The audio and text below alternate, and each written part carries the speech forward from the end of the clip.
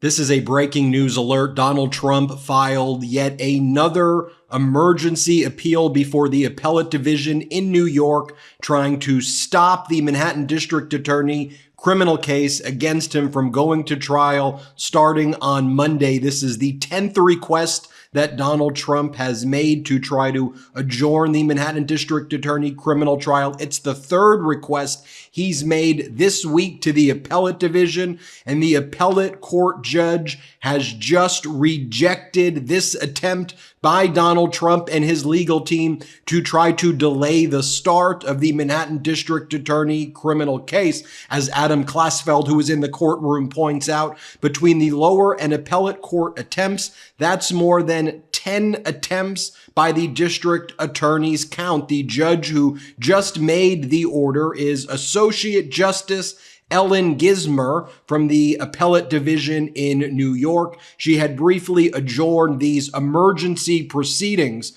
that were called by Donald Trump earlier today. Donald Trump made a number of arguments why he believed trial should be adjourned, each of which was rejected. Donald Trump tried to argue yet again that he has absolute presidential immunity, and that his immunity claims and his immunity objections to certain evidence coming in the Manhattan District Attorney criminal case should be heard by the Appellate Division and function to stay or stop the proceedings.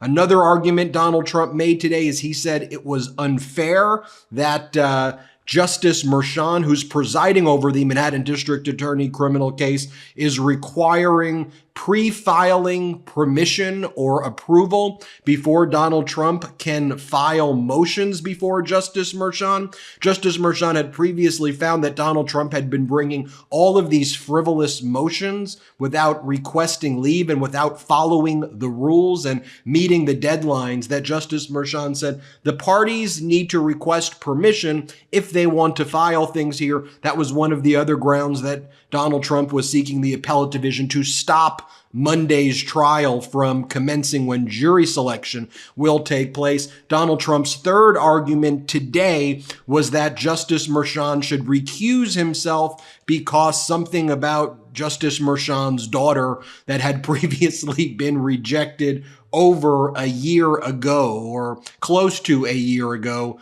and which Justice Merchan had received an ethics opinion about, saying that there is no conflict of interest. When asked about what evidence do you have about some conflict of interest regarding Justice Juan Merchan, Donald Trump's lawyer, Emil Bove, said, "Well, Your Honor, we're under a little bit of a evidence deficit right now, and it's unfair to us that we have not been told what the conflict is."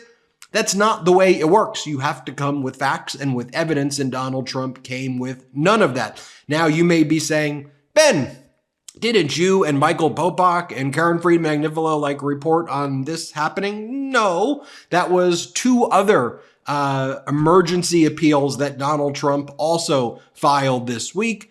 He had sought an Article 78 emergency appeal, which was rejected this week on the issue of the gag order preventing him from attacking Justice Merchan's daughter. And on that basis, Donald Trump argued to the Appellate Division that the proceedings must be stayed. And when Justice Merchan rejected it, then the Appellate Division rejected it as well, saying, no, we're not staying these proceedings at all. And then Donald Trump also argued to the Appellate Division that the trial that's to take place on Monday, the Manhattan District Attorney criminal trial, should be stayed because the venue is unfair in Manhattan. And Donald Trump says that he can't get a fair trial in Manhattan. That was rejected as well. Just so you see these orders, let me flash them across the screen right now. Trump continues to be rejected. I want to give a hat tip here to Adam Klasfeld, who was in the courtroom during these proceedings. He does a great job, folks. And here's how he described it. Earlier today, Trump's attorneys were arguing again to delay the New York criminal trial at an appellate court, this time on immunity grounds and trying to assert other issues. Adam Klasfeld goes on to say, by the DA's count, that's more than 10 attempts to adjourn his trial. One of the grounds cited by Trump's lawyer, Emil Bove now, is that Justice Merchan ordered that the parties must receive permission to file any more 11th hour pretrial motions. Trump's lawyer calls this, quote, unacceptable and unconstitutional. It's an unconstitutional restriction on our ability to file defense motions. Then, Trump's lawyer pivoted to the issue of presidential immunity. He notes that Trump's argument here is different than the one in D.C. Quote, this argument is evidence of official acts, cannot be offered at criminal trial against a former president. Justice Merchan rejected that theory too. And when that argument was being made, the appellate justice noted, originally, your motion on that issue was decided last August. That's a long time ago. You're now bringing this up almost a year later. Isn't that late? Isn't that untimely? The judge went on to basically say, what in the world are you doing? Trump's lawyer claimed that there's been new evidence that's come to light since that time, a proposition that the district attorney rejects. On the delay from the original motion and the appeal, Trump's lawyer adds, I don't think that's an issue that can ever be untimely. And up next, you have the district attorney's office. Remember the argument that Trump's making? Sure, the crimes may have been committed before I was in office, but because I tried to cover up the crimes while I was in office, you can't introduce any of that as evidence against me to try to show that I committed the crimes. I mean, how absurd is that? Then you had the district attorney's lawyer, Stephen Wu, who started off with the argument that these petitions under Article 78 are procedurally improper. Then he goes on to the merits. Wu adds that Trump's lawyer's characterization of the pretrial motion order is patently false. Wu adds that Justice Merchan ordered that the parties receive permission to file motions just weeks before the originally scheduled trial date for a reason, because Trump's attorneys had been inundating the court with belated filings that was just on the eve of trial. Wu makes a fundamental point on the immunity issue, quote, this is not a claim that the defendant is immune from these charges. Trump's contesting the admissibility of evidence, the cover-up, which Wu says is not even appealable at this stage. Wu argued that the court shouldn't even consider the recusal issue because Trump's renewed request remains pending. He also notes that a state ethics committee cleared Justice Merchan of any alleged conflicts concerning his daughter.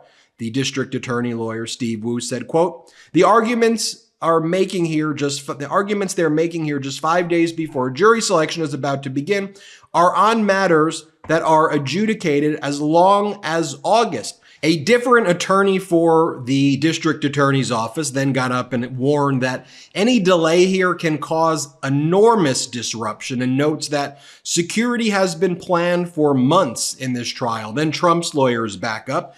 Trump's lawyer complained of an information deficit in proving the claims about Justice Merchan's alleged conflict involving his daughter, arguing that further fact-finding is necessary. Then for the DA's office, Lisa Evans gets up and says there's no evidence to suggest that Justice Merchan stands to benefit from the outcome of this trial.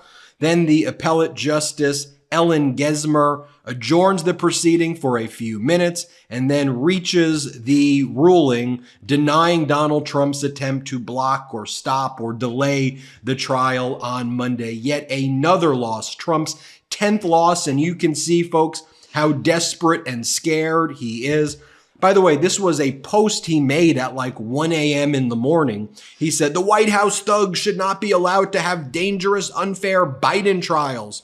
During my campaign for president, all of them, civil and criminal, could have been brought more than 3 years ago. It's an illegal act on a political opponent. It's communism at its worst. It's nothing to do with President Biden. You made unlawful business statements and fabricated business records to cover up payments to an adult film actress to interfere with the 2016 election. That's a felony. That's a serious crime. And you're not going to be able to social media post your way out of this on a social media platform, may I add, that is crashing each and every single day like everything in Donald Trump's life. I'm Ben Meiselas. This is the MeidasTouch Network on this important breaking news update. We'll see you at trial on Monday.